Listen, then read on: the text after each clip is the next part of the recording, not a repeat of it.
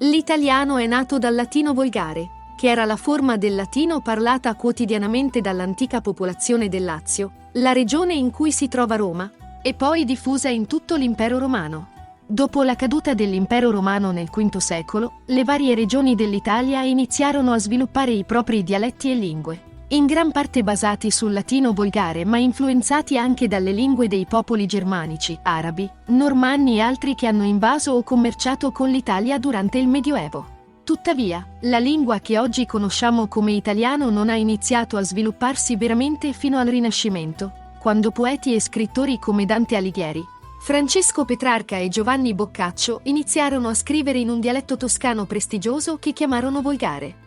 Questa lingua scritta era più vicina al latino classico rispetto ai dialetti parlati, ma era ancora comprensibile alla gente comune. Nel corso dei secoli, questo volgare toscano è diventato la lingua letteraria standard dell'Italia, anche se molte persone continuavano a parlare i propri dialetti regionali. Solo con l'unificazione dell'Italia nel XIX secolo e la diffusione dell'istruzione pubblica nel XX secolo, l'italiano standard è diventato la lingua parlata dalla maggioranza degli italiani.